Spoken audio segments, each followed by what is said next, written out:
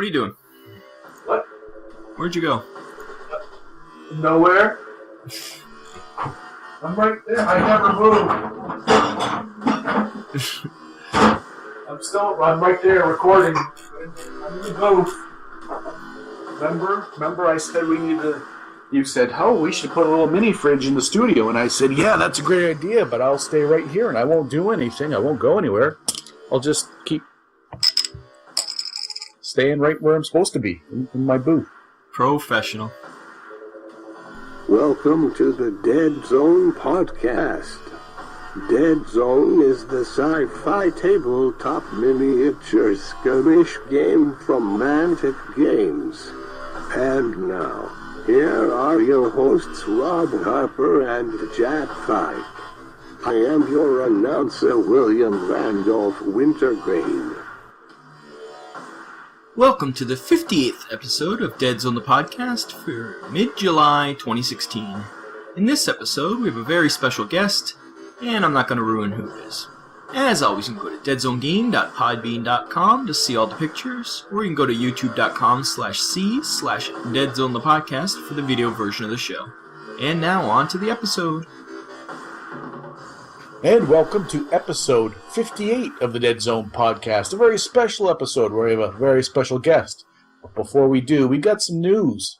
We got some shenanigans and some tomfoolery. And with me, my co-host, Rob. Yellow. And Rob. Do you want me to continue on? Yes, we have some news, and then we'll get in with our special guest. We announce our special guest now, or should we wait? Sometimes just to like put asses in seats, you gotta put out the word. But that's up to you. You're the professional. I'm just here to look pretty. Well, listen to the news, and we'll announce after the news who our special guest is. And the news this week is mostly just that Mantic released some pictures of some painted miniatures for the Warpath Kickstarter. But obviously, we're going to use all these guys in Deadzone, and they look awesome. And the first one is the Burster. The Burster, which we'd seen concepts of during the Warpath Kickstarter, and they were pretty dynamite when we saw them there. Now in painted glory, this is probably a fine resin cast, like one specifically for them. It's got all the best details possible. I like its one arm kind of looks like a tentacle, and its one leg looks like its back leg looks like it's like, I don't know. Yeah, and then it's got all those little knobs and bits. It looks just plagued out enough that it looks like it's part of the plague, but it's got some. It's unique enough. It'll stand out. Yeah, it's different than the Aberration and the Stage 1, but it's looking cool. It's kind of got like an Akira feel to it, like when Akira's go crazy and all his body parts are bursting. That's what it reminds me of. Yeah, and he's still, yeah. I like that they painted, this paint job doesn't match the pinky bubblegummy paint job that the in-house painters did for most of the Plague at Mantic. This has a more, I'm not going to, to say realistic is kind of like foolish because of the subject matter, but it a little less. Yeah, it's like a realistic skin tone at least. Yeah, and everything has a kind of a grotesque. I like it. I like it, and I'm looking forward. I think we got two of them coming our way. Yeah, I think so. I think they came in twos. And it's got the bony protrusions, just like the rest of the Plague, so it still hooks in that way. But it's cool. I'm not sure about the paint job. I don't like the rose kind of color. Like, I love the purple bits. But imagine if it was more your green or a more disgusting reddish, more bloody kind of, or even pussy, maybe a pussy color. You could go like a yellowy pus, yellow-white pus, or red, like a Attack on Titan type of deal, yeah, where its skin's just pulled off, and my commentary on the color that they've painted here was only juxtaposed to the bubblegummy color that the originals were. Yeah, for sure. This is superior to that. Again, I chose green for mine, but I think he lends himself to like a Attack on Titan type. Yeah, I was thinking at least more bloodyish, purpley, like or even like distended skin. It's kind of got that, like you say, a yellowish kind of tinge to it. Yeah, I'm sure swollen. at this time next year, apparently they'll be reaching doorsteps in March, April. So by this time next year, people will be sending their pictures in of their paint jobs, and I look forward to it. We've got quite a few people who send in their work, and we like to see it. We like to share it. So yeah, these will lend themselves well to painting. They look nice. Mantic's getting their groove on the modeling. Definitely step up from the first run. And speaking of step up, is the next pictures of the marionettes from the Asterians.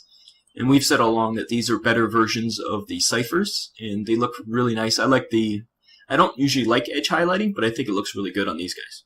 Yay, space elves. Ew. No, these I do like. Don't get me wrong, the first ciphers we saw, they're all right. I like the marionettes better. Yeah, they have a little bit more alien feel with the legs being that, what do they call that when it goes backwards and then forwards again? Like they're satyrs. Satyrs, yes. They're all pan. Yeah. They have the aesthetic of the Asterians so far. They're like classically Asterian looking with the single eye, the gimbaled joints and stuff, but I like the look of them. They almost have a Robotech feel too, like the bad guys from Robotech. It kind of reminds me of them a bit. This paint job really does have that feel. Yeah. The planes that transformed had like white, but then the bottoms were bluish. Kind of like, yeah. And again, they don't look like the paint jobs that they had on the original Asterians. These look different. The blue with the electric. Yeah, grayish blue. Yeah.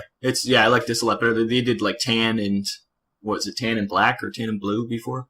Yeah, these look much cooler. Yeah, we'll just have to look at the Deadzone podcast logo that was made for us by the graphics department at Mantic, actually, because it's Asterians on there. And whenever I see that graphic, I look at it, and it was nice. They made it for us, and the next picture is a shot that they released of the painted up mule with a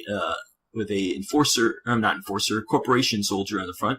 And the corporation soldier they painted up with the classic green, so he looks like a modern military, really. He looks like the guys out there now.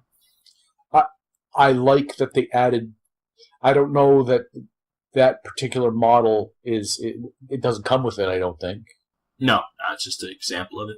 I like that they added that for scale. That's one of the complaints I've had a lot is you don't know. Like going back to the Burster, we saw in Mantic Open Day, Fisty Glue Man and a couple other people had sent pictures of the Bursters. Torn Spence is the other one. And we saw their size in comparison for the first time, and it was like, oh, they're a bit larger than I anticipated.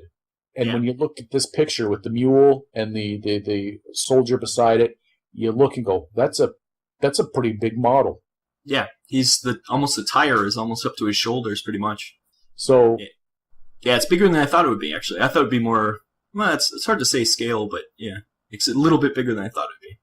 It's chunkier than I thought it would be, but I appreciate that they took the time, put a guy beside there, and said, okay, this is what you can expect. You could fit guys literally in the back of the bed of that vehicle, and it looks like there might be a. Yeah.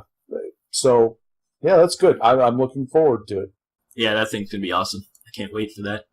And last picture we have here is of Subject 209, the Stage 2 hero for the Plague, for the Warpath. And he is Weapon X Wolverine, but plagued out, and he is awesome. Yes. He's the new Stage 3 where they've added the details that the original Stage 3s missed from the box set.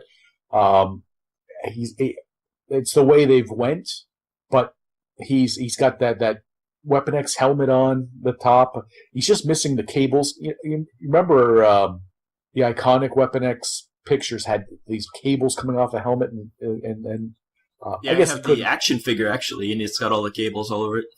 I guess they couldn't. They've got what looks like a couple LED lights or diodes or something on the helmet. But that's what green stuff's for. You can green stuff some cables on them.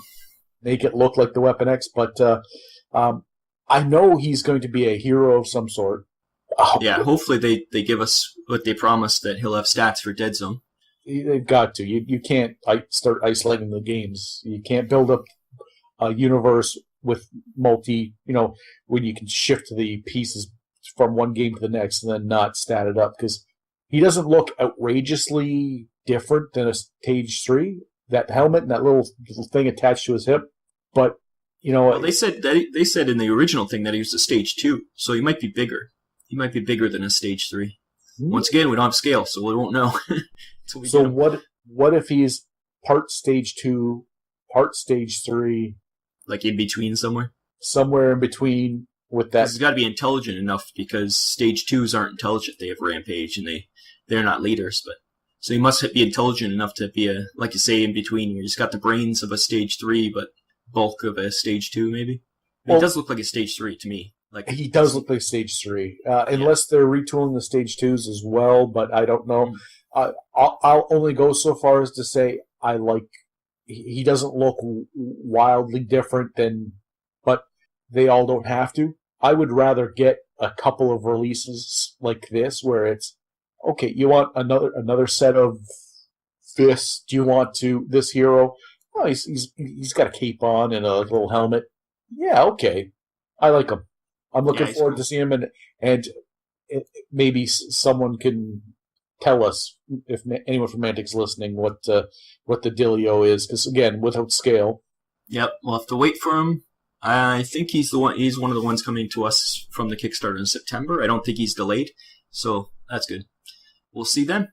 And now we'll take a break, and when we come back, we'll have our special guest, and that special guest is, Jack?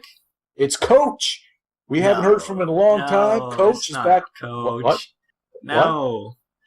Coach is on. Always Coach. We do have a Coach special coming up. We're going to do 0.5 episodes with Coach, detailing different builds. We'll go through each faction, all of us will do a build, we'll talk about it, and that's coming up. But that's not who our special guest is. That's a segue into a teaser that we all just went with you. That was brilliant. You're a pro. We went right into what was basically shilling our own future. And yes, I'm looking forward to Coach, and we're going to do a build where we make a list for each faction. We discuss why we chose, what the ups, what's the downs, a little, a fun little project. But anyway, that's not who our special guest is. No, our special guest is Community Pat. Community Pat is back. Oh no! What? No, Community Pat, good friend, not our special guest today. This is someone who's never been on the show and should have been on the show a long time ago. And that special guest is Adam Voxman, the Voxman from Miniature Mountain, the Strike Zone, from War More Radio. Yes, he's on, and we'll have a long discussion with him. We'll talk about a lot of different things, what he's been up to, his interest in Deadzone, and we'll hit on the Dreadball Kickstarter that's coming up within weeks, I think, at this point, maybe even a week. So we'll be right back with Adam Tremblay, Mr. Voxman himself, and we'll be right back. Right back. 1 second. You have been listening to the Deadzone podcast with your hosts Jack Fike and Rob Harper. The Deadzone podcast is dedicated to Deadzone, the tabletop miniature game by Mantic Games. Visit them at manticgames.com. Hey, this is Pat Lewis, North American Community Manager for Mantic Games, and you are listening to Deadzone the podcast.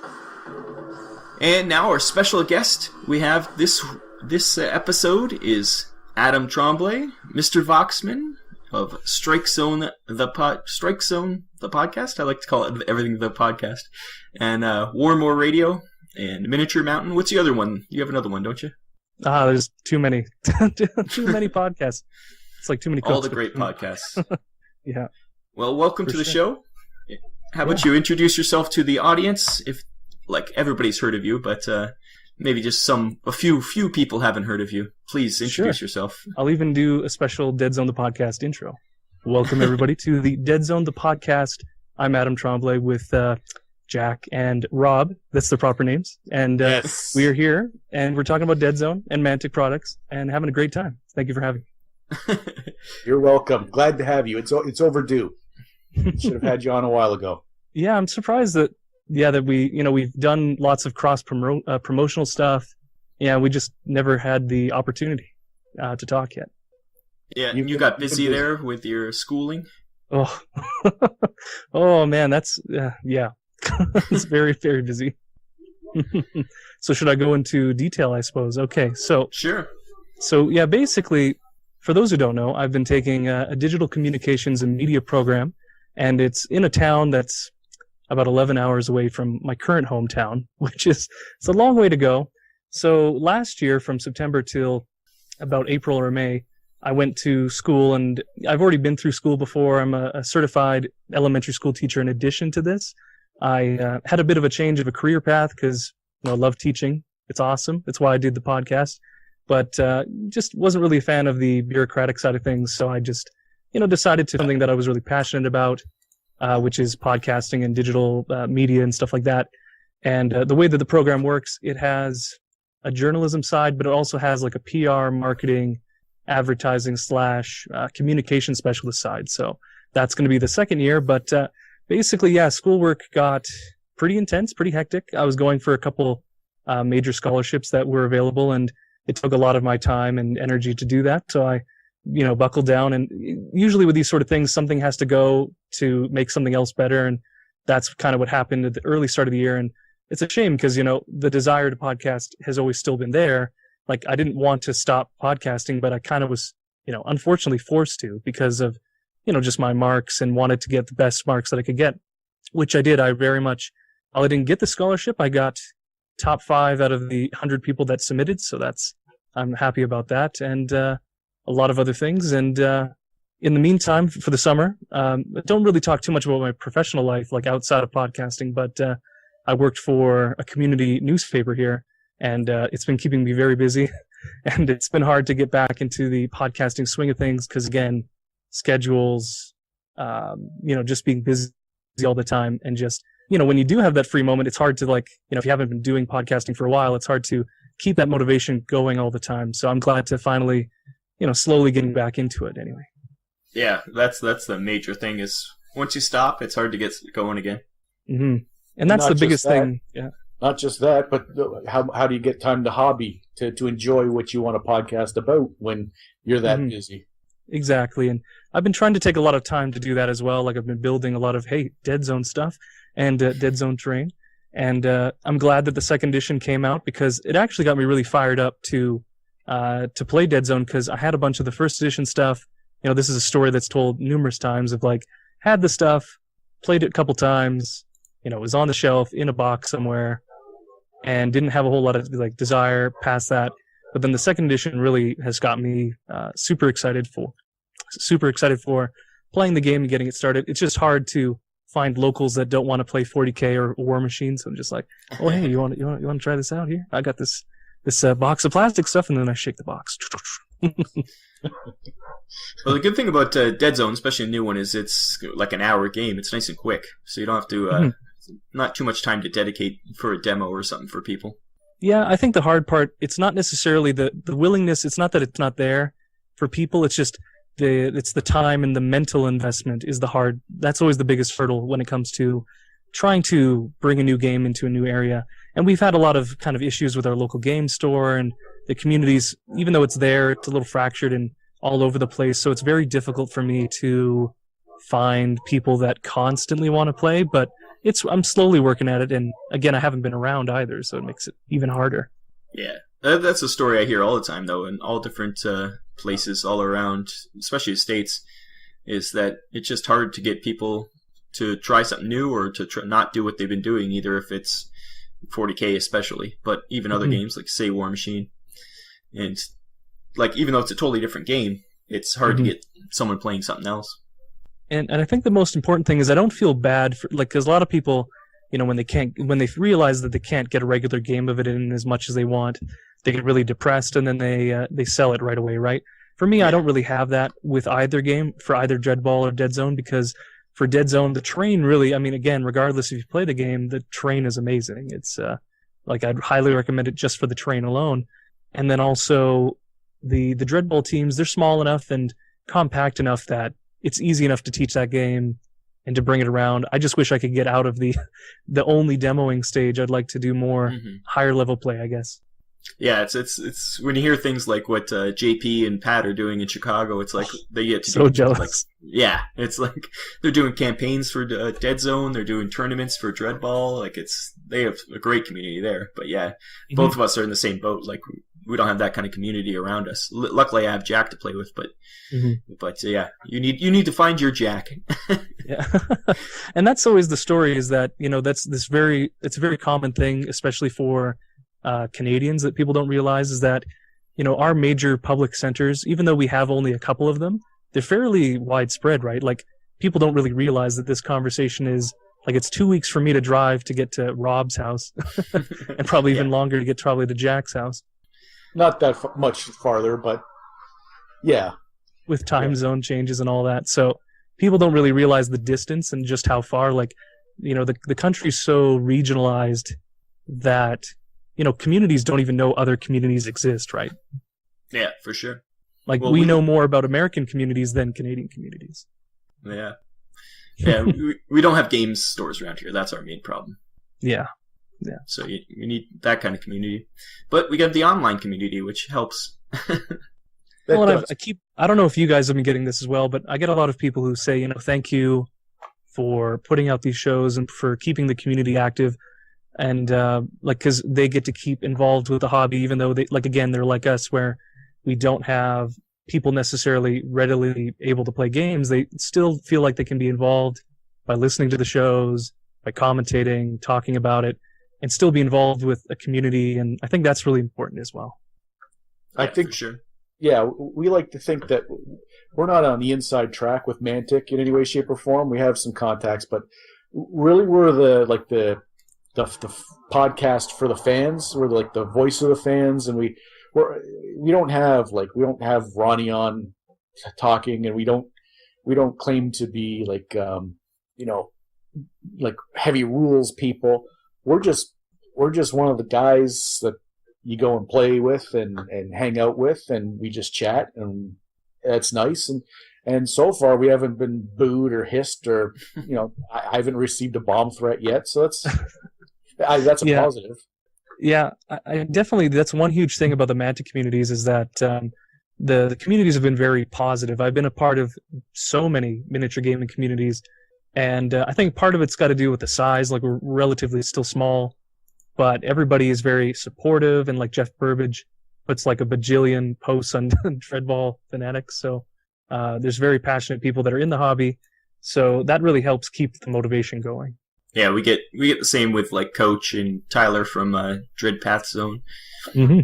Like those kind of guys, yeah, to keep it going, because they're so energetic about it. And it's nice. We were just Coach had just did a live broadcast with someone 2D6 or something. Oh, it was Andy. I just caught the last bit because I was at work, and Rob sent me a message, and I get on I said I'll catch the last little bit, and there was a chat thing on the side, and I get on there, and I'm recognizing names, and I said hello, and a lot of people are saying hi, and it was just like, oh, there was I think they said 10 people on there, and they were all pretty active, all people that Rob's in contact with, people who've sent pictures of their stuff for us to put on the our website, and people who talked about, and it's just really nice. It's not a stadium full of people chanting my name, but 10 people who share from around the world, share a kind of a passion for the game. It's time to enter the strike zone. The Strike Zone podcast is the ultimate guide to the miniature sports game, Dreadball. From the ringside seats of an underground Dreadball Extreme match to the glitz and glamour of Dreadball Classic, the Strike Zone strives to bring you the latest and greatest Dreadball has to offer. I am your host, Adam, a.k.a. Mr. Voxman, and you can find out more at warmoreradio.com.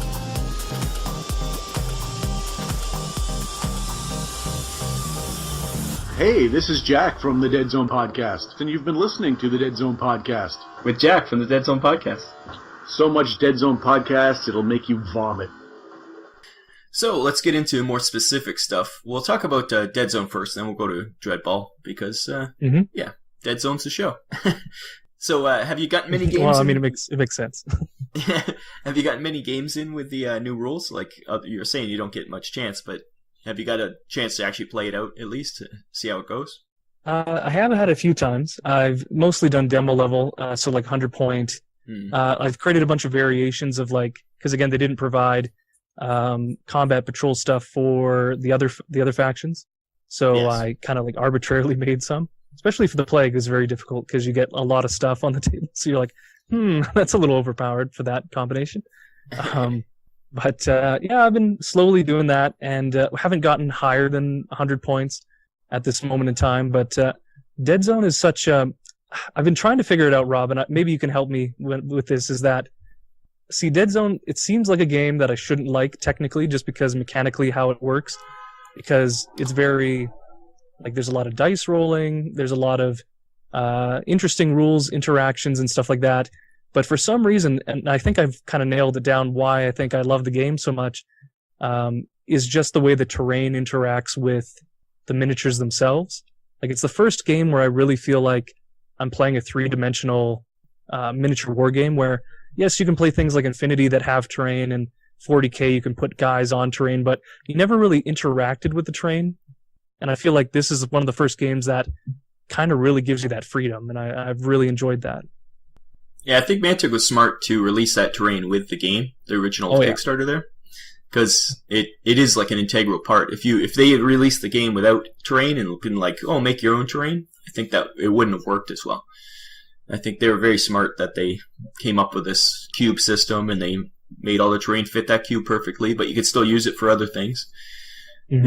It's pretty ingenious, really.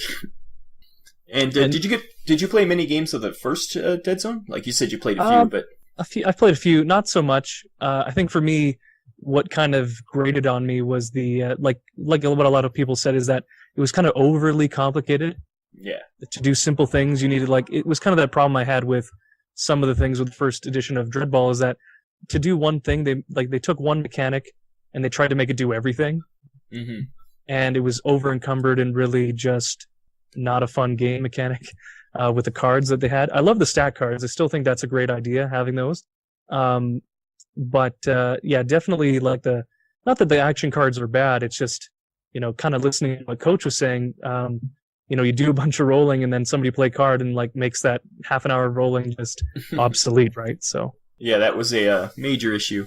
And the cards are just cumbersome, I found. The dice are so much more, I think, elegant solution. Yeah, it's just it's easier. Yeah, I think that the command dice, although they're not a perfect changeover, because again, it's still really random and you can't really rely on the command dice, so you could plan something that the command dice can change it, but I still think that it's more of an elegant solution than what they had with the cards, and I think it's just, it's such an easy game to teach now. I would argue that Deadzone's actually easier to teach than Dreadball at this stage, at this moment.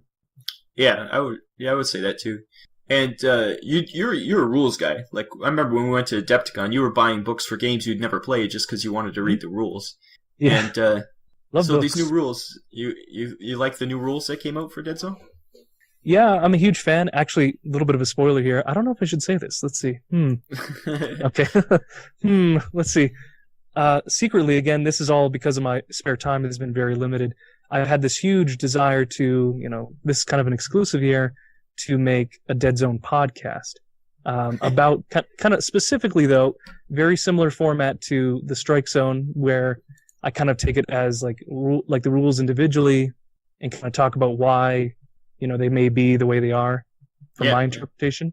the same kind of format, like go through individual entry fluff, stuff like that. However, the biggest challenge, of course, is just I've had no time. I've decided to not do a Warpath one podcast for quite a few reasons. I mean, one, it's a huger game. Huger, that's a good word. A much significantly bigger game to get into, so it's even harder to get to the table. And the other part of it also is,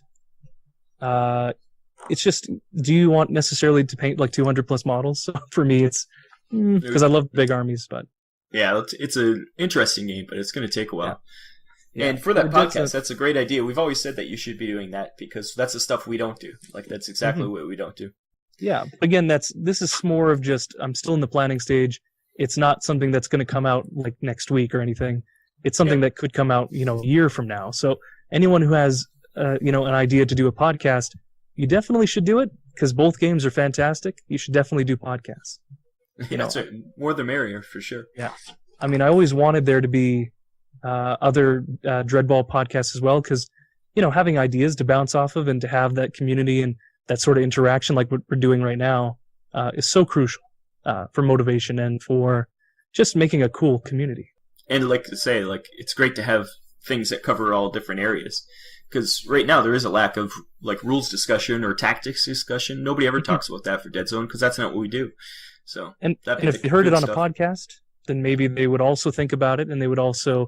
It just makes the discussion more, just more discussion, and keeps people involved, and they can listen to it instead of having to read about it. And it's just, I think there's a need for it for sure. And with us, we have two people here, and to have one person, like the format that you do for Dreadball, where you just read the fluff, you go into the team and you do specifics about how their functionality, the jacks and whatnot, and then you go into their special rules.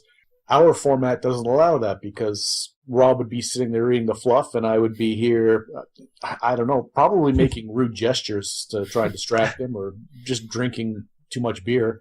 And it wasn't something we had intended, but you do it so well for the Dreadball that I think if that's the way you went with your podcast, it would certainly fill a niche that that's a certain strong point that we just don't have. Well, and again, I mean, like you said, it comes down to the number of people is also a very crucial component because a lot of people get into podcasting with a buddy or a friend or like a wife or someone, and basically they don't know what they're going to make and they don't know the format, and that's where a lot of shows eventually disappear is that they don't go into it with a strong format or a concept. And I think that's been kind of the strength of a lot of my podcasts is I've always had a clear point behind what I'm doing, and it's never... there's some podcasts that are a little more, I guess you could say, loosey-goosey than other ones, but I've definitely tried in recent years to make it more approachable. So people that want to talk about Deadzone, this is the Deadzone podcast. I won't talk about other things. Mm-hmm. I'll specifically talk about Deadzone. I'll save that other conversation for a different show. Yeah, that is also great about your channel is that you might not want to listen to them all. You might not care about Strike Zone, but all the other stuff is interesting, or Mm-hmm. That's I like the way you set up your channel. So, thank you. Bravo. Oh man, it's been great though. I mean, the biggest challenge, of course, again, is just being consistent. That's probably the best advice I can give any person who's looking to get into any podcasting you're making. Anything is just being consistent. If you only make one podcast a month, put it on a date and don't change that date. Keep it the same date. Yeah. It can be any time of that day, just be consistent. And that's my biggest challenge is that I haven't been consistent. And, my formats and podcasts might change again to adjust to my current life and style and stuff like that. So we'll see. Again, it's going to take some time to figure that out. Yeah, yeah. Well, you have to see what's important. The podcast is not the most important thing, so. Right. Unfortunately, I'd love it to be. Yeah, it would of course. Yeah, for any of us. If we can make money doing these, this would be the most important thing, but it's not. Right. It's a hobby, and the hobby has to take a back seat. With that said, things that you should get paid for, I mean, man, those Deadzone containment protocols, man, I was, I didn't know what to expect, I'll be honest, when I was going to go listen to them. And basically when I listened to it, I was completely blown away, in terms of not just your editing quality, but just the way that you presented the content and the fiction is like, I was like, whoa. Like, I thought it would be good, but I never thought it would be like that amazing. Well, thank you. Mm-hmm. Yeah, we patted each other on the back quite a bit. Got ourselves but it was such a great surprise. Like, I wasn't expecting anything, went in, and it was just like, I felt like for the first time in a long time that, like the Mantic fiction really came alive. Like, I mean, again, we all talk about it, and let's be honest, I mean, the Mantic stuff has struggled with its originality, but again, you could make that argument with a lot of science fiction based media is just a interpretation of someone else's work, right? So yeah, it's hard to like you say, be original, especially nowadays. There's been just so much out there. Everything goes back to the main, either it's Tolkien for the fantasy, or it's you get Starship Troopers for the space stuff. Like that's the two bases for modern storytelling, I think, generally, especially for games. And I think that a key component of that also is just making sure that if you are going to make something that's very similar to something else, that you take a unique spin on it. And I think that's what they've really done with the Warpath fiction, not necessarily the Deadzone fiction, but the Warpath fiction. They've definitely done that, and I'm starting to like more and more the theme of the Warpath universe is very cool, and I think moving forward, I think they should very much focus on the theme of like capitalism, right? Because really, that's the whole point of not Deadzone, of the Warpath fiction, because the Forge Fathers and the Human Sphere, they're very much two capitalistic governments that are clashing at each other, and you have the successful side with like the Dreadball pitches and everything that are all the glitz and the glam, and then you've got like the grungy dead zones, and you have the evils of capitalism where you have this genetically powered plague ripping apart the galaxy, and then the Vermin are kind of the galaxy's organic way of rebelling against the capitalism, I guess you could say. And then people like the Crystallans getting their whole planet blown up because of capitalism, right. And yeah, right. It's true, that is the main theme, I think, in the universe. Yeah, and they should find their, like you say, their niche and focus on it better. Mm-hmm. The backstory, and they're getting there. Yeah, the fiction and the backstory, I think they're finding their footing more. It's a young company, and at first it was the models were the priority, and I think you're starting to see a more attention put onto making sure that there's some background and some, especially with this last infestation. It's something that I think they're expanding on. Mm-hmm. Yeah, it's been a really cool experience seeing the company evolve in such a short amount of time, because I was first kind of exposed to Mantics like on the scene, I believe it was back in 2009 actually, they came out with Kings of War the first time, and oddly enough listened to it on a Warhammer Fantasy podcast that no longer exists. But yeah, it was interesting to see them explode after the Dreadball Kickstarter and stuff like that. Yeah, that definitely kicked them off, that's for sure. I think Warpath is too important for them, so I think that one is definitely a key thing. It seems to be the priority right now. Yeah, and the other thing, I mean, like that explains as well why the upcoming Dreadball second edition Kickstarter is also very, very specialized, I guess, this time around compared to previous Kickstarters. Yeah, I think they said the same thing about when Deadzone 2. Well, at the time it was just Infestation. It was a mini Kickstarter, they called it, and they didn't want to expand their line hugely. They just wanted to focus on a few things. And for this one was to get the Vermin out and the new Pathfinders out for the Deadzone. And I think that same thing for it.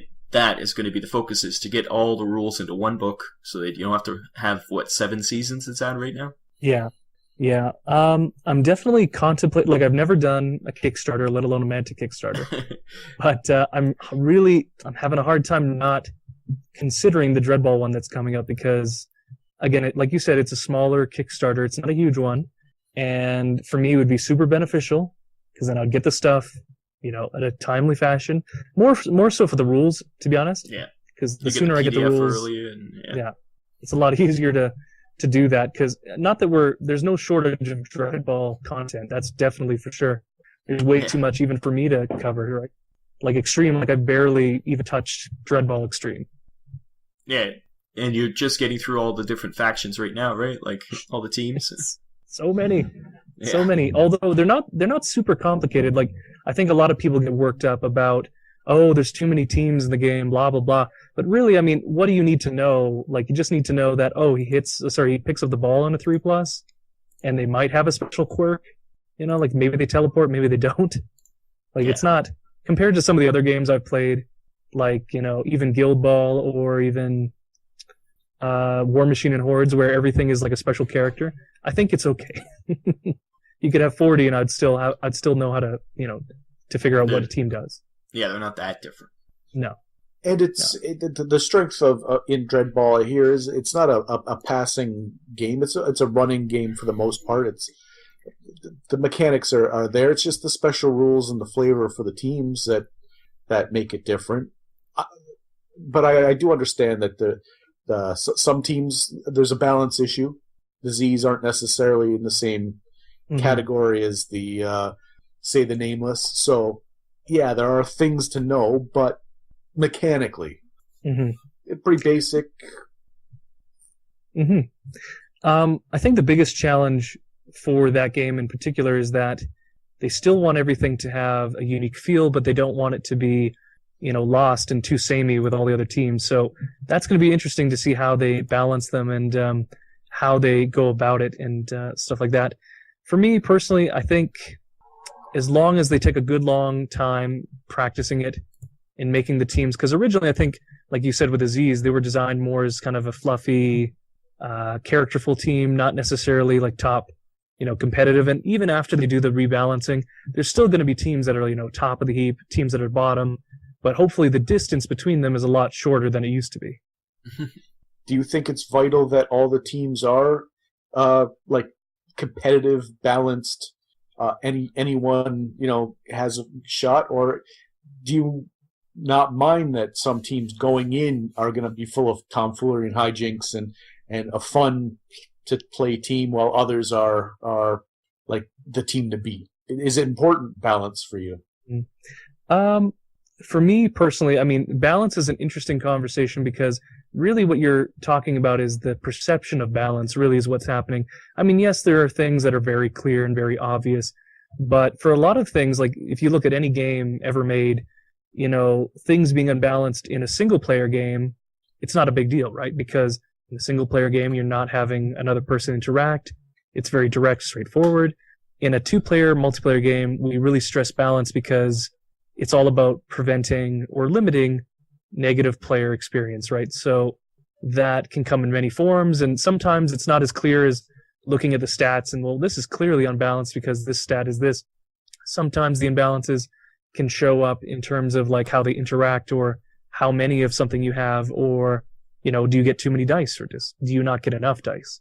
I think for me, though, Jack, to kind of answer your original question, balance is not as important to me because, again, I have all the teams. So if I want to win at a tournament, I will play what team I want to play. If I want to have a fun, characterful league, then I'll just play one of the teams I enjoy. And then, of course, just choosing. I think for me, the game's not so expensive that if I can't play a team competitively, I'll just play another team because, again, it's not that expensive. It's still really cheap. Yeah, for sure. Compared to other games, that's definite. You only need one starter set and you're good to go for Dreadball. Yeah, like a War Machine Army, like that game, you know, a lot of people tote that as the most balanced, competitive miniature war game on the market currently. But even them, like, they have situations where you have to, like, rebuy an army because, you know, a model's rules change or something happens. So, you know, replacing that army will be significantly more expensive than changing out 10 models, right? Yeah. Yeah, I think that's Mantic's one big selling point is their price point. They definitely know that you can get the most game out at the least price, and they're right in that number right now. And you know, a lot of people, you know, they criticize the Mantic miniatures, you know, maybe they're not the best quality. And, you know, I will say, you know, there's a fair few Mantic models that I've built over the years that, you know, they're not great. But for me, this is kind of a weird thing. I almost feel turned off the fancier, the more beautiful a model looks because I feel like I can't paint it to the quality that the studio painter has done. And I kind of get turned off. Like, like Infinity, like that's a game that a lot of people love, and I get really turned off by Infinity because it's so daunting to build the miniatures, let alone paint them. So like I have an Infinity, like I bought a starter set one time because I was like, oh, these are amazing looking models, and after doing it, I'm like, okay, that was a pain in the butt to put together, and then they still don't look as amazing as they look on the box because Angel Heraldez is such a great artist, like amazing. Yeah, he really brings them to life. Yeah, and for me, it's fundamentally just, you know, when I can realize, like, this is the trick that Games Workshop has done for 30 plus years, you know, that they've been around, is making the models approachable. Like, there's a reason the Tactical Space Marine is so easy to paint, because it's approachable. For the cost, Mantic Miniatures, I like the aesthetic. I don't care for the aesthetic of some games, and that's just like art is subjective. Right. But I like the look of them, the feel of them. A lot of people complained about the Restic because they didn't like the level of detail, but I wasn't too concerned. I find that such a funny thing, Jack. It's just a lot of people complain about the Restic, but again, it's the exact same Restic that Privateer Press uses, so it's funny. Yeah, yeah. And you know, for the price, you know what you're getting. They're fun to paint. They're fun models, and I have no complaints there. As long as it's not resin, I don't care for resin. My big monkey paws have damaged more of Rob's minis just by looking at them. Yeah, I think the product Mantic has is good. Price, look, everything, and especially that new PVC, that new white, not the hard plastic, but the other one. That stuff is really nice. I wish they did more of that stuff. Yeah, I'm really warming up to that. I was a bit hesitant, but now having with the aberration and I think that's my new preferred medium. So actually, that's an interesting point. So for you two, what have been the most challenging kits to build for Deadzone? For me personally, it was the ciphers for the Asterians, because or actually it was the Overseer. His staff snapped right now. Yeah, like, it's so bad. Yeah, they're very fiddly because they were so thin. Yeah, there were some of those. Yeah, I'm trying to think. Is there any others? I found the ciphers were so, like you said, spindly, very thin, right? So you could snap them in half pretty easily. Or bend pieces for sure. Yeah. The enforcers on the jet bikes. The jet bikes could have used a slip of paper that said, "This is the order in which to do things." Oh, because Rob ended up with an issue with his, and I know the handles on that were very tiny. But you know what? I think the enforcer dog drone, really? With the toes. They have 3 toes, and 2 of them are attached, and one you have to take off. It's a little tiny piece of plastic. Oh no! Yeah, Coach didn't even bother. His are 2-toed dogs. No, he took. Yeah, I might do it as well. Yeah, you can't even see them. Like, yeah, he threw it over his shoulder. He said, "Nope, done." Yeah. A lot of people complain about the Strider, but I found the Strider not too really hard. That was like one of the best kits, actually. Yep. The only problem with that is sometimes the pieces would be slightly warped, and you have to heat them up to get them back into place. But yeah. No, I never had any issues with the Strider. It was actually the one kit I was like most impressed with because of the customization you could have with it. Yeah. Oh yeah, Strider's cool. But yeah, I haven't had much problem with any of them. I like modifying them. Like I just recently, there's that new orc on a jetpack. I found his arms are very small that come with it, so I gave him beefed up ogre arms from Kings of War, and he looks he looks buff now. So, but other than that, there's a few like aesthetically, obviously like Dr. Simmons from the original Kickstarter is a terrible model. Oh yeah, it's unfortunate. It's unfortunate.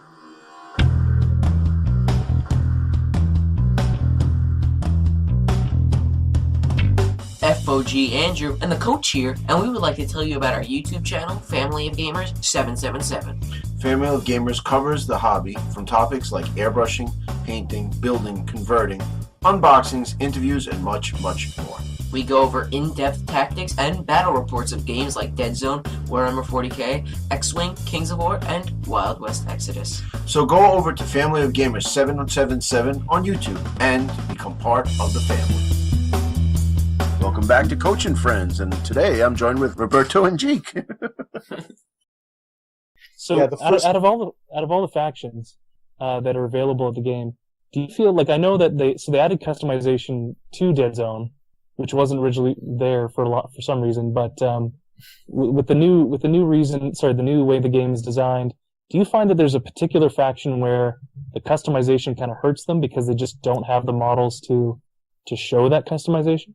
Well, you definitely have to build your models after you build your strike force if you want them to look like, we don't care. We'll just be like, this guy has this. Like, we don't care. As long as it's different from somebody else so you know which one's which. But, yeah, like I know Coach, he's always talking about ripping arms off to fix, because he wants to do a different build.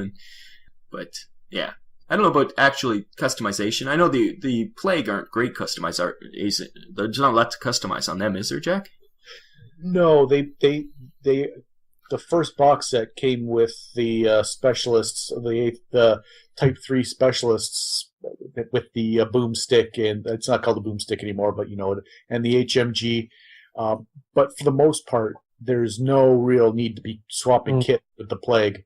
I see now that we've put Veerman together, and I looked at that sprue, and the Nightmares had a bunch of different kit outs, and even the Crawlers and the Stalkers had all these little bits. If you go with the pistol ray gun or the ray gun or this and other thing, it's heading in that direction where you might need to buy an extra kit or two if you wanted to make sure you weren't proxying. Yeah, I think the biggest one, like the one where you notice it the most, is I think the Rebels, for sure. Because they just don't have... now they don't have enough. For, like, there isn't another model that can have a sniper rifle or things like that. So they all look like the Rebel commander. Yeah, that's right. And, you can equip a Yindish with a sniper rifle now. So they definitely don't have a model for that. So and the Rin Nomad as well, I think. Yeah, now that he's like he's a specialist, or a merc. Model, like the Merc model, so it's like there's a few like that are it's strange. Yeah, to make two different variations, they should have at least had different models kits, so they could throw a plastic one in with the booster pack or something, Yeah, totally. Yeah. Well, eventually they'll have to make releases with different, that you can either purchase in blister packs or something. They're going to have to, if this is the direction the game's taking, and they're making it a function of the game that you can maneuver equipment around and stuff like that. They'll have to accommodate the players who really find that important. That, hey, you want a enforcer with the blade? Okay, well, there you go. But there's also the Assault Enforcer. There's you're going to have to make it available somehow. I mean, that's if you take an Assault Enforcer, right? But yeah. Those things are terrible. But it's interesting that you can actually give him like a burst laser, so you can kind of make an overpriced Enforcer that's also combat. That's an interesting point. I would actually like to see if they're going to do this kind of bundle strategy of like releases, that they do them, like whenever they release an expansion or a theme, to have it like based around that expansion. Like this is the XM4 starter set or bundle kit or whatever for this particular faction. So like the Enforcers or the Marauders, etc. Or if they wanted to do the competitive tournament route, they could say this is the competitive players booster pack. Yeah. But again, that would be really hard to do. So. Or even just I don't know. I understand they don't want to do single models because of the amount of SKUs it would have to be. Yeah. But in a game where you are playing individual models, you don't need 5 guys. You need the single guy that you want, right? I don't know. Five Guys is pretty good restaurant. I enjoy quite a bit. Sorry. But like they should sell. I think they should sell blister packs of single guys like that, or even smaller bundles. Mm-hmm. Yeah, like 1 or 2 guys. Yeah, 3 packs. Yeah. As it is now, Yeah, because now you have to buy either the starter army, which is a huge amount of guys. I don't need all those guys. I want another Teraton, but they have to buy the Reb booster, which has tons of guys I don't want, Or Jack wants more Plague Dogs, Yeah. I was having this same thought, too, when I was contemplating getting my Deadzone order, but again, there's things that are slowing that down. But basically, I had the same kind of problem where, do I buy the new starter set to get some of the new stuff, new terrain, and also the new hardcover rulebook, but then also buy the booster pack for the Enforcers and then the starter pack for the Forge Fathers? Like, I get a little bit of redundancy in there, but I also get enough good stuff that it's probably worth doing that. That's it. Once again, the price is so low that you are getting extra things you'll never use, but it's still cheaper than most things. So yeah, it's hard. Yeah. It's I just wish they'd just sell boosters, like little blister packs, 2 or 3 guys. That'd be nice, but it's not their model. Especially since they're focusing on Warpath, they want you to buy the big armies. So I see.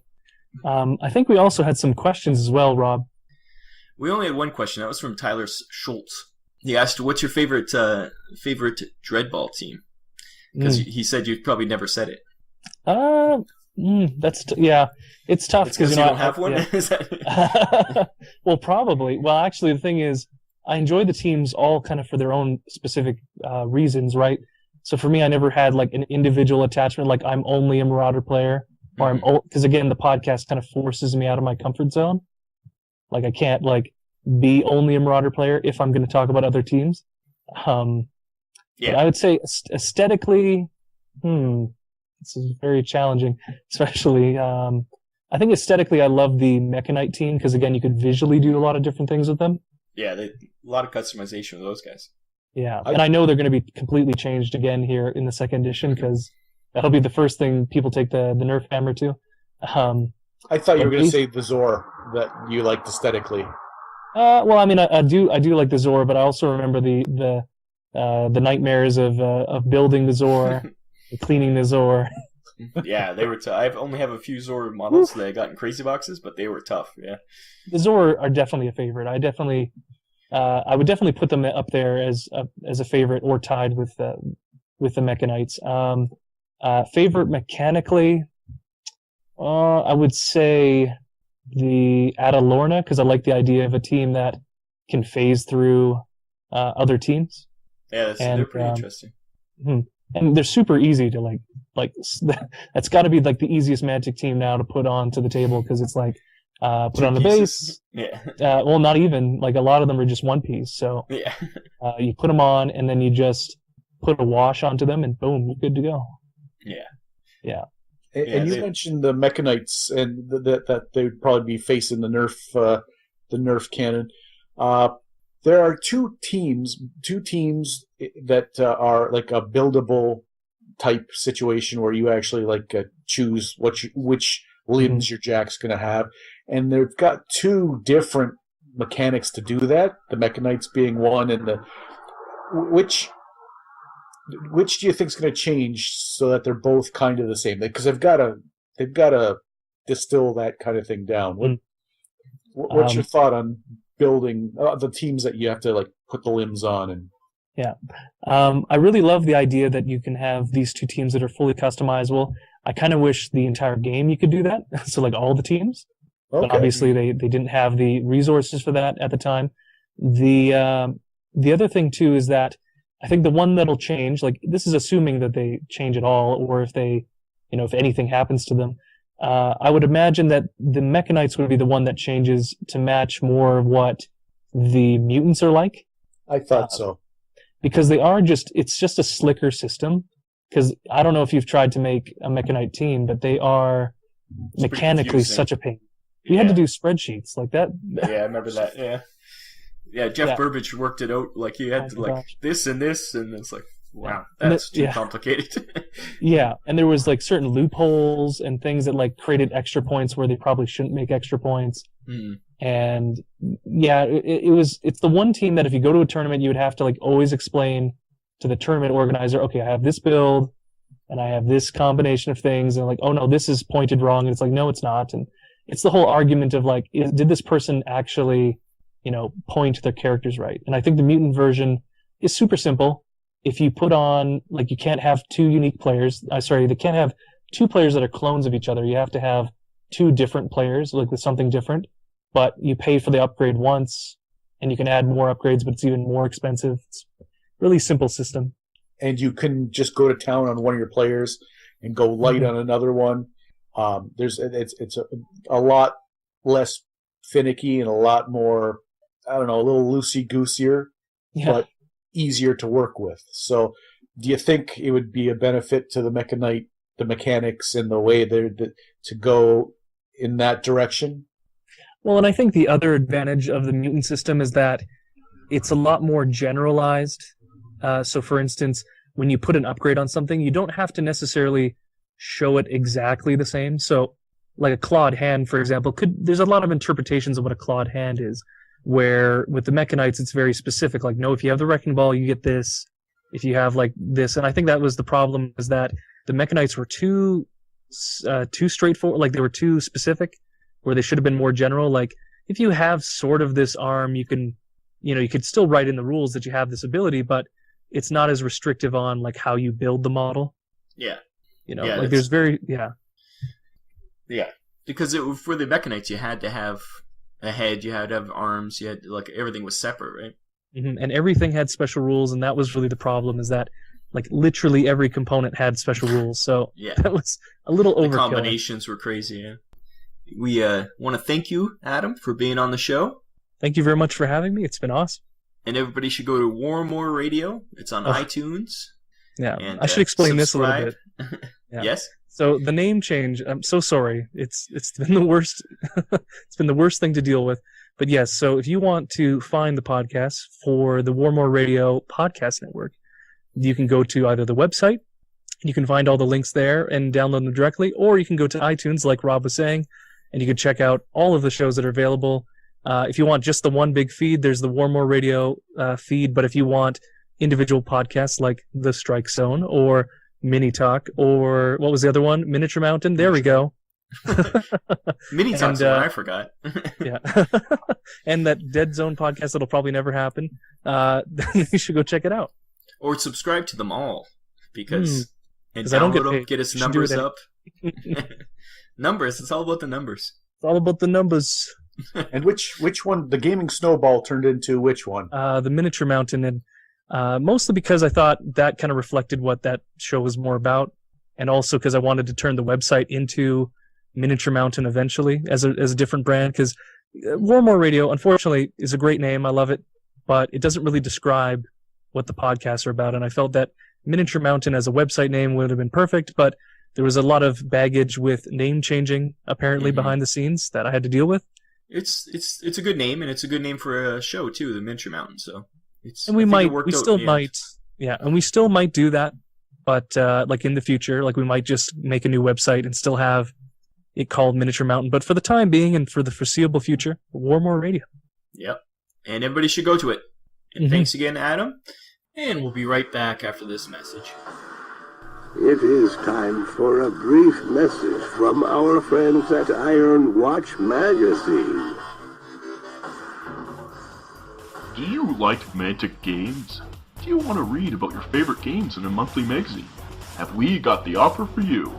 Iron Watch Magazine. Iron Watch brings you the latest news, articles, and short stories taking place in the Mantic universe. Dreadball, Kings of War, Deadzone, Warpath. You want it? They got it. ironwatch.wordpress.com. Get it now for the low price of free. You can't beat that at twice the price. That's ironwatch.wordpress.com. Download now. And now, back to your hosts Rob Harper and Jack Pike. It is shout-outs time. Welcome back to the Deadzone Podcast. My name's Jack.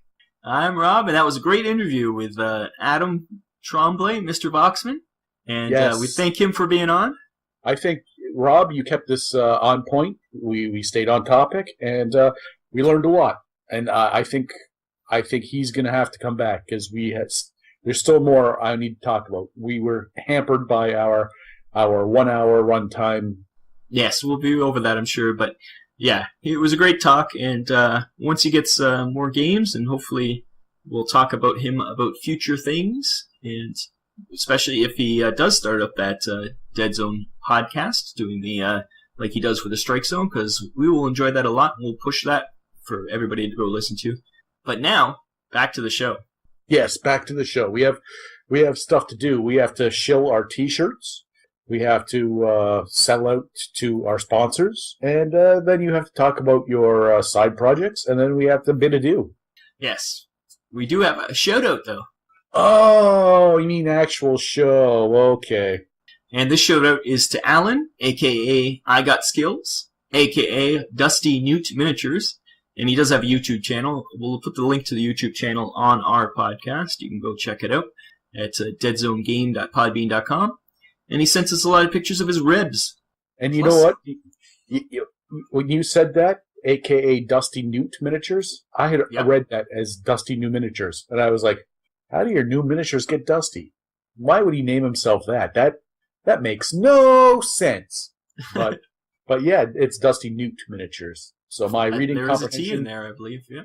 My reading comprehension is terrible, apparently, but it is far better than not making sense. That'd be funny if I wrote it down wrong, and it is Dusty New Miniatures. Dusty New Miniatures. He's and Allan, a.k.a. Igotskils, is there going, it's Dusty New Miniatures! You dirty sons of whores! I goddamn hate you people! And we're just sitting here talking, and we're unaware of the vitriol that is being spewed at his iPod as we speak. That's true. But he did make some nice-looking rebs. He did a reb force. He did. And I like they almost got like Coach's desert kind of camo. I like that they're all wearing uniform armor. When I did any of mine, I made sure they were wearing vastly different because I thought, okay, they were just scavenging whatever they had. But now seeing them, they all tied in together, it makes sense. It does.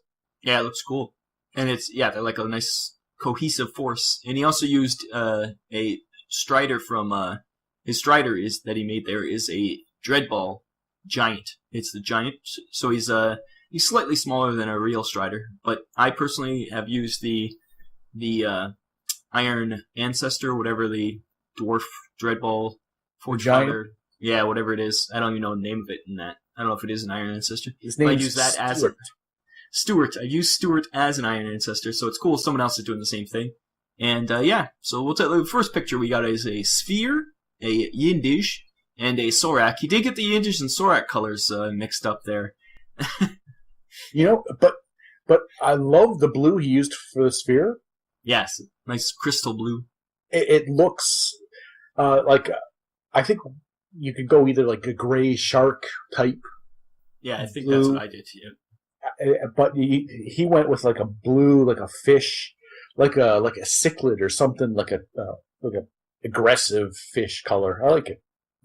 But again, yes, his Sorak is sadly not a red, and his Yindish is quite red, and I think perhaps he got mixed up there. Unlike us, who got it totally correct, that they. We certainly did not make a mistake. No, it was totally him that made the mistake. The Yindish are purple, Soraks are red. And I do love that. That's probably one of my favorites Yindish poses right there, when he's on one foot running forward. That's a good pose. Yeah, I like the one where he's crouched down with his hand on the ground. That's still coming up. Yeah, he's got that one done too. But you know what?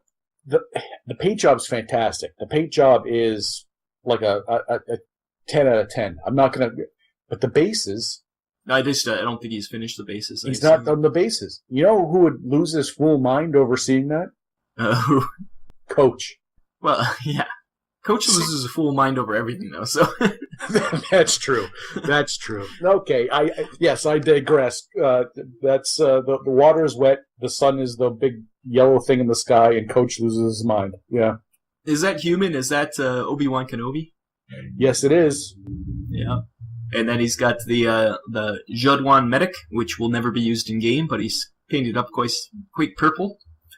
Interesting color, and I do love the what's the craw in the middle there. And lastly, like you said, the last model that he did there with the Rebs is the Yindish with his hand down, the Sergeant, I guess. He's a classic. And yeah, then the Strider. And kind of nice striped on his weapon there. I like that look. Like a hazard, like it's an industrial type thing rather than a military. With the I don't know how he did that. Yeah. Is the hands naturally like that, owner? I don't know if I have I don't think I do have the Strider Giant for... No, because I don't know what the arms look a little on the spindly side, and Yeah. I don't know what on the left hand. I don't know what that is, even in Dreadball, if that's a thing. Like if it was a Dreadball shooter, some of them have on their wrists a little orb I shooter. think it's the big weapon, you mean? I think that's added on. I don't think that's part of it. I don't know. Well, we'll have to hear from DustyNewtminiatures himself. Or DustyNewtminiatures. Depending on if you want to say it correctly or not, yeah. And there's a link to his YouTube channel that you've got here. We'll list that in the. We'll put that on the website and on our YouTube channel. We'll, everybody go subscribe to it. But yeah, so a fantastic paint job. Yeah, that is very well done. That is very, very well done.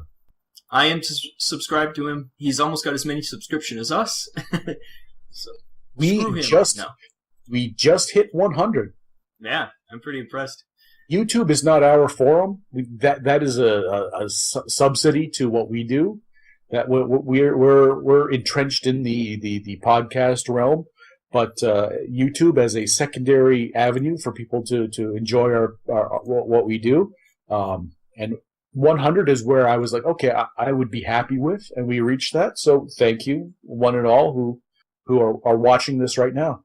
Yep, and go to DustyNewtminiatures page there. Igotskils is what the page is. His name on YouTube is, and go subscribe to him because he's got cool. Looks like he's got a lot of cool things he's showing off all his paints. So that's kind of neat. And yeah, I think that might wrap up this episode. It's been a good one. Are you sure we don't want to shill some of our T-shirts, or you want to do any of your? Sure, if you want to mention cafepress.ca/Deadzone podcast, where you can buy lots of different merch with all our different logos on it, including the No Orcs shirt. If you're an orc hater like us, go get yourself a No Orcs shirt. Okay, I will mention that. You should go to cafepress.ca.Deadzone podcast. No, slash Deadzone podcast, and go check out our merch and our. You want to get a Deadzone? I don't know. What do you want? Like a shower curtain or? I think they're available. or some sort of like a T-shirt. That's probably more likely. It is more likely. That's what we haven't sold anything but T-shirts. So although I have a mug, you might have seen that on one of our YouTube Deadzone monthlies. Me drinking profusely from the mug. Yeah. It's nice. Makes me look professional. Yep, and we also have Fallen Infantry, falleninfantry.wordpress.com, where we have a lot of unboxings. Well, you're welcome. When you buy something and unbox it, you're welcome to put it up on Fallen Infantry. Oh, am I? Yes. That's the nicest thing you've ever said to me. Oh, but yes, lots of Kickstarters. Right now we're going through all the Mercs second shipment from Mercs. Mercs had a lot of stuff, so a lot of pictures there. And also, just starting up is there's a WGC Deadzone on Facebook. You can go check out. WGC is they're usually like wider stuff. They're just getting into the Deadzone area, so we want to make sure everybody goes there, and hopefully get a lot more people coming to watch, listen to Deadzone the podcast, and watch all the shows from our friends who would never have found Deadzone other than through these guys. So a lot of 40K kind of people, and Fantasy, and Age of Sigmar, and those, I think, Wild West Exodus people, and Malifaux. And all those people want to get into a sci-fi game, come on over. This has been an episode. It used to be a good episode, but now it's just an episode of Deadzone the podcast. And join us for the half show, 58.5 with Coach. And I've been Rob. And I'm Jack. And we are Deadzone the podcast. Come back next time, and we'll try to entertain you. Or was it infotain you? We will entertain you. We will always be here. That's the sign of the very last show. We'll always be here. Never to see him again. That's right. Not even God can stop us. As footnote. Jack was killed by a meteorite hitting his home. Simultaneously, Rob stepped in front of a bus. I couldn't live without him. So there you go. Yeah, now I think that's the end of have an to, episode. That's all outtakes right there if I've ever heard it. and you're responsible for me spitting beer all over my my blue snowball. Thank you for listening to the Deadzone podcast. I have been your announcer, William Randolph Wintergreen. Visit the website, deadzonegame.podbean.com. Email your hosts at deadzonepodcast@gmail.com. On Twitter, you can follow the show at Deadzone Podcast. The Deadzone Podcast is a production of Vinland Old Time Radio Productions. In honor of Canada Day and the 140-year anniversary, we should talk in our native tongue of Canadian for the listeners, I think. Yes. The native Canadian tongue. Eh? Wow, so many people are offended right now. So sorry. I'm so sorry, there. It's pretty bad. Sorry. Yeah, you Sorry about that. What are you talking about? Sorry, so that's a good start. Mm. Oh well, I guess gee willikers, that's quite the kerfuffle we got going on there. Kerfuffle's Sound like a good Jack one. now. Yeah, I'm a fan of kerfuffle. Mm. Actually, I Sounds like a dish. where an olive-skinned waiter would come up, and the smells in the kitchen smell exotically delicious, but also kind of off. And there's someone with a sword cutting off slices of meat. Who knows? Yeah, All the poutine going on. I'll have a slice of the kerfuffle over there. Yeah. And the other question that Tyler asked, we'll ask it because Coach can't tell us what to do, but it's that he does Dreadpath Zone, and he did you get to watch his any of his Dreadball coverage on there? Yeah. Sorry, I haven't really looked at his Dreadball as much, just because of time. But I definitely looked through his Deadzone stuff, and I guess the other thing I should mention is that even though I occasionally like to watch a battle report, I'm not really a battle report guy because I'm always one of those people that I prefer to play the game rather than watch it. But there is value in doing a battle report, so I totally respect, and I know how hard it is too. Because holy smokes, people who watch battle reports, they just don't understand how difficult it actually is. It's so crazy. Oh yeah, for sure. But he did one that he did for Dreadball that they were doing commentary, comedic kind of commentary over it. Okay. And it was interesting, it was fun. And they seemed like they're having a lot of fun, so that's all that's important. But his question was, I'll definitely have to go check it out though. Now that you've mentioned it though, I will definitely go take a look. It's good to see, and he was just curious if, we'll send this out to the audience too, if people like that kind of that coverage where it's you're playing the game and then doing the commentary over top of it, or do you just want straight battle reports? I think it's you want the entertainment value, but it's to each their own. That's what I say. But I'm also with you. I'll watch some battle reports, but I don't watch every single battle report just because I'd rather play it, and I'd rather talk about the rules and the game itself that's something you do yourself, right? Yeah. So like you said, it's very much. Oh, sorry. Yeah, it's very much the thing where he.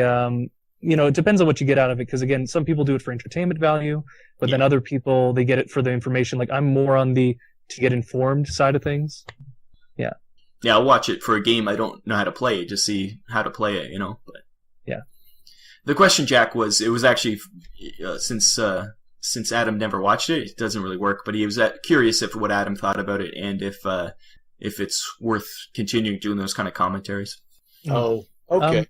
Yeah, I can comment a little bit from a battle reports perspective because I have watched a lot of battle reports from other companies and other people, kind of sporadically over the years. And I've seen so many different genres of battle report. Like there's the slideshow version that people love to do, which is mostly because it's easy, easier, I should say. None of these are easy, I'm going to point out, but it's the easiest version in terms of actually producing in a timely manner.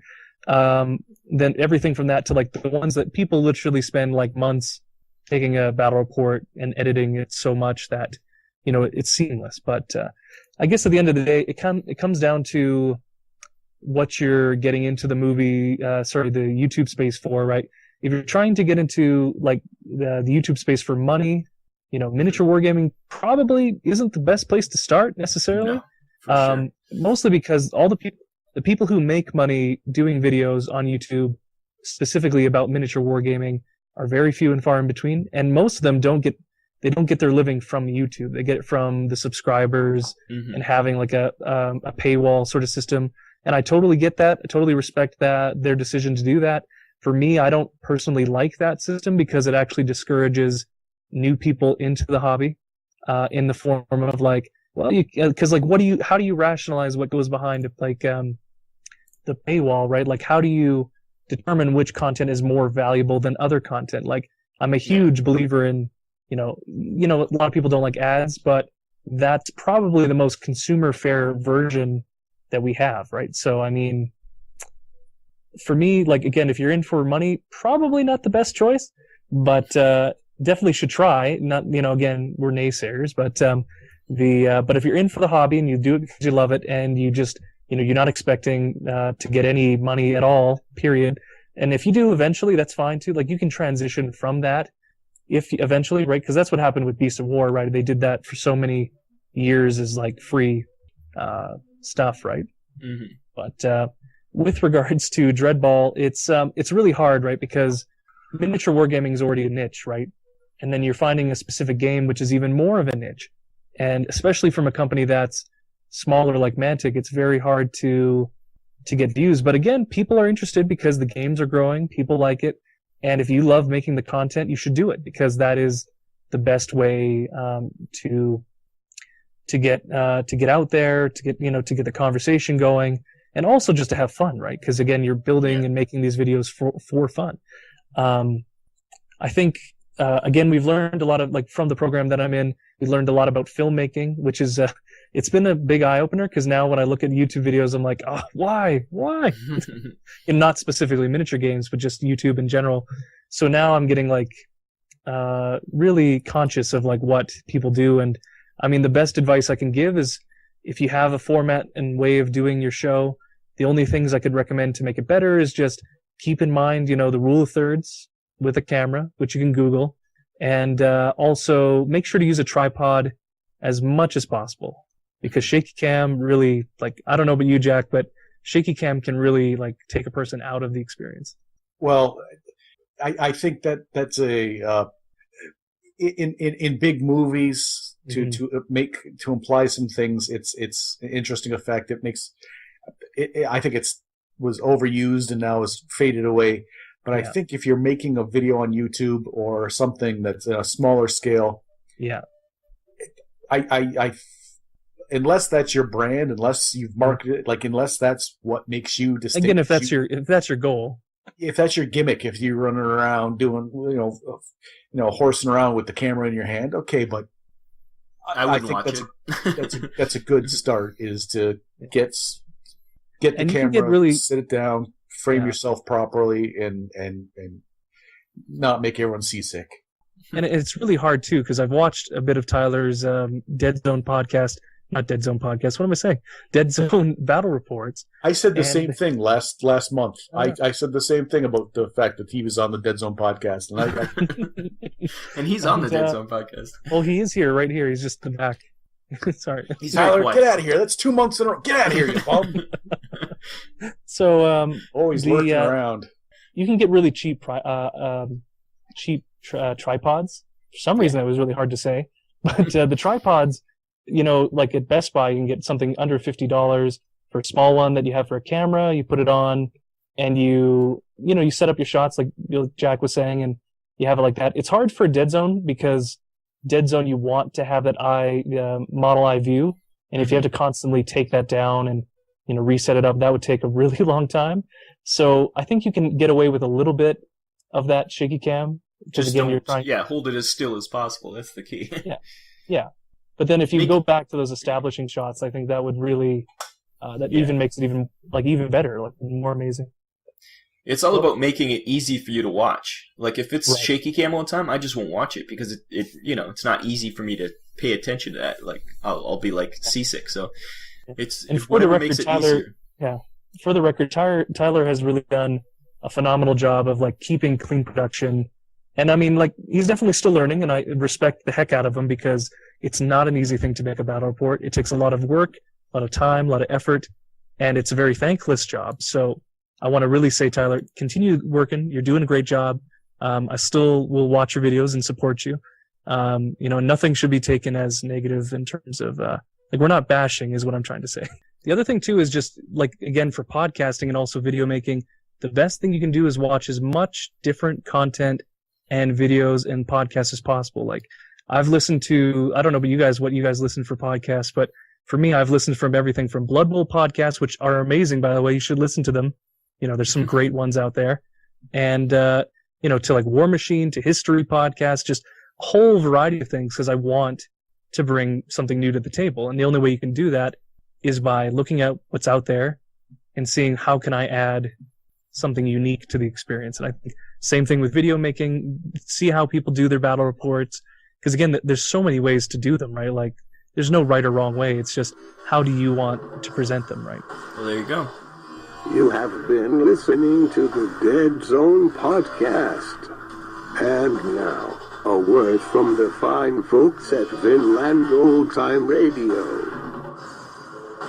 So, you're listening to the Deadzone podcast, and if you find us funny and you enjoy our sense of humor and you think that you'd like a little more entertainment, please visit us at Vinland Old Time Radio. Found where, Rob? VinlandOldTimeRadio.podbean.com. It's where the funny lives.